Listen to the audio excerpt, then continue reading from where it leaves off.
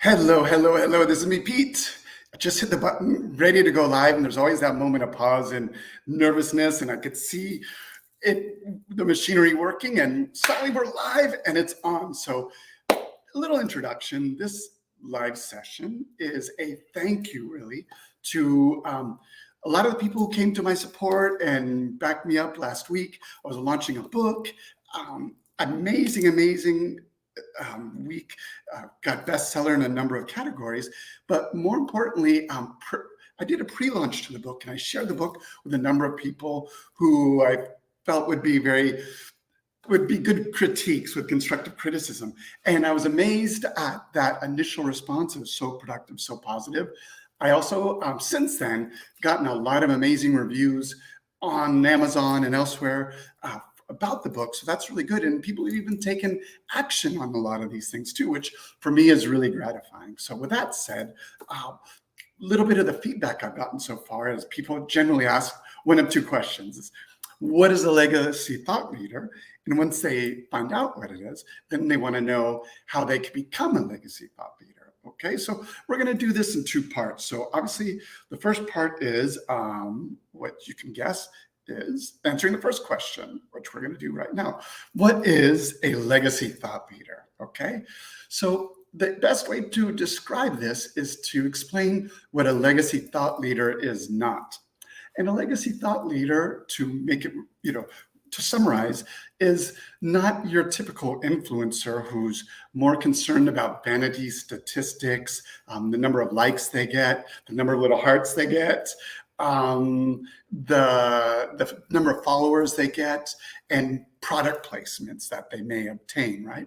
All of that is very interesting depending on the type of person and depending on the type of leader you choose to be, okay? Then there is the thought leader, okay? And the typical thought leader goes from seminar to seminar, opening up and showing his PowerPoint presentation and talking a lot more about the company than the big picture.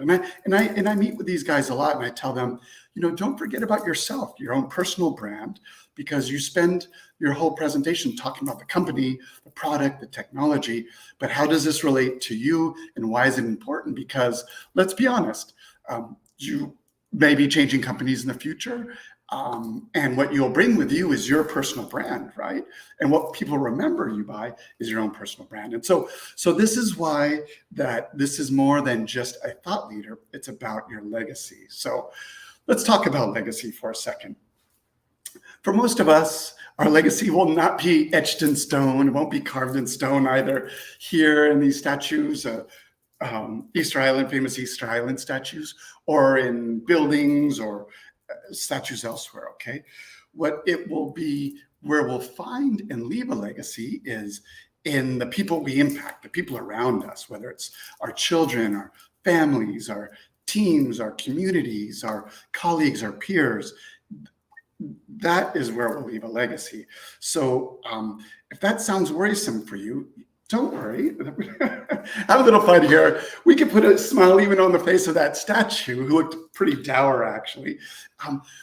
The best way to manage this is your legacy, that is to tell your story in your own words, use that to change lives, and manage your legacy. And so this is really important. So it's being very intentional, being intentional with your legacy. I found that this really resonated with a lot of executives because they like to manage things. They like to have things under their control. And so being intentional with your legacy is really important to them. And so this is why, it's a process of telling your story, changing lives through that process, and then thereby managing your legacy, okay? So let's talk a little bit about your story. Your story is probably your greatest legacy, okay? How did you get to where you are? What are the lessons you learned? How could this help other people? And people want to know this, right? This is a gift to your family again. It's kind of what that tree represents, your family tree, but also to the people around you, and the people who, future leaders as well. And so getting your story out there is immensely important.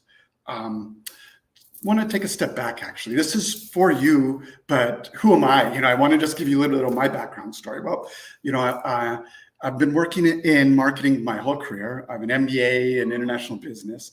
I've been working in multinational corporations throughout the world for a long time. And I like to work hard and play hard, as you could see, the kite surfing, triathlons and everything there, but also speaking at different events throughout the world.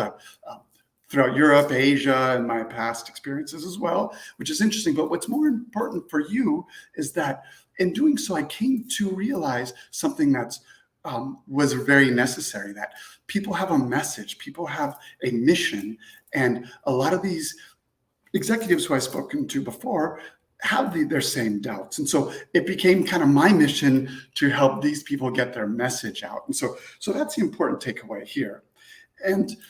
And how did I come to this? Well, it was really interesting. One, I was talking to all these executives, and a lot of times they're talking about their businesses and where their objectives are and how did they get there.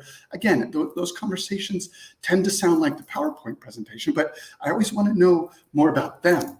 Get a little bit more about them, and that's when the question becomes a little bit more real. And the question always becomes, what's next? I've reached this pinnacle.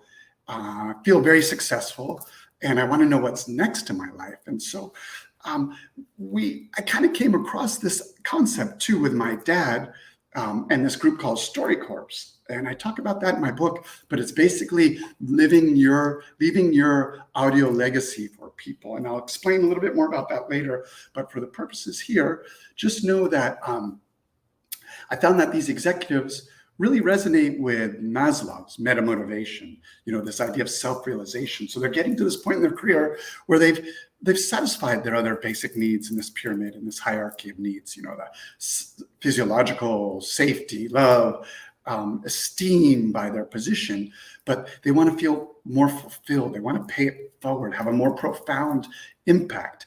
So that is part of what makes a legacy thought leader, not a thought leader or an influencer. So there's one of the major examples.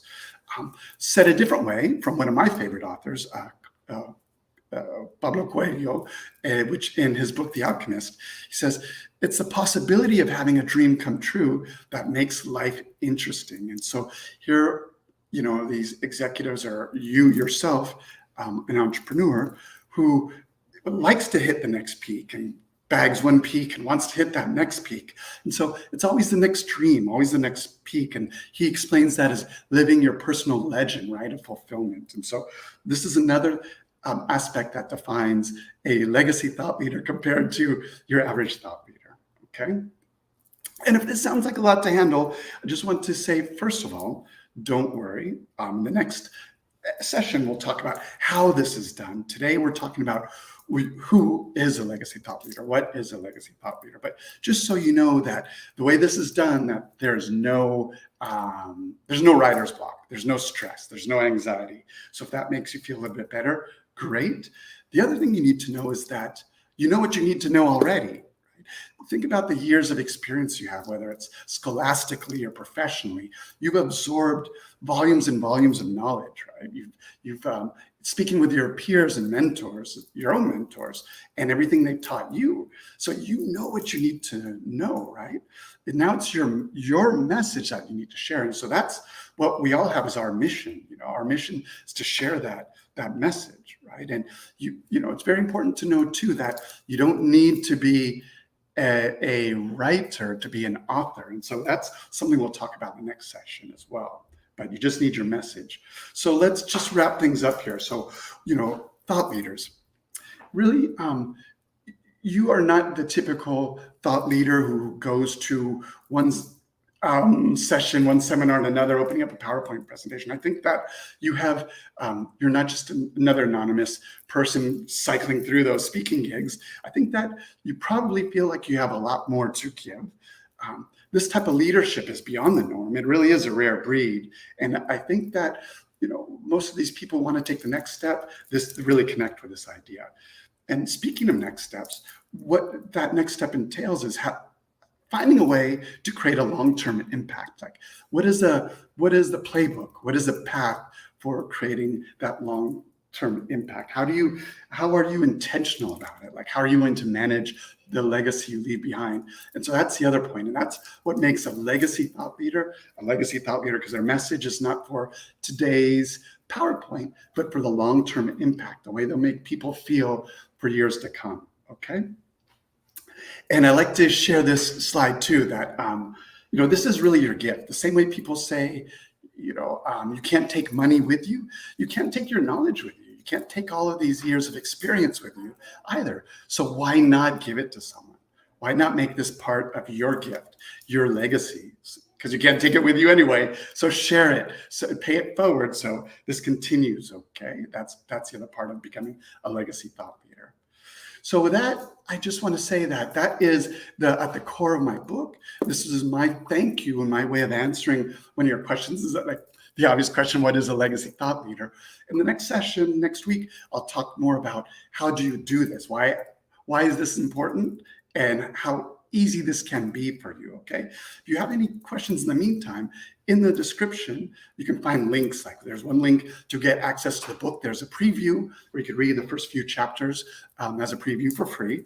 And then, and there's also a link where you could go to my site and get a little bit more information. If you want a book, what I'm offering as a bonus session to people who've gotten the book is a free strategy session. It's a book brainstorming session. There's a way to do that there. Just schedule a call. We'll spend some time talking about your ideas, how they could be shaped into the message for your book, and how that book could look. And I think everyone that walks away from that call comes away with a lot of motivation and a clear idea of what their message is and how they can convey that to the world. So with that, that's all for me today. If you have any questions, let me know, and see you next time. Thank you.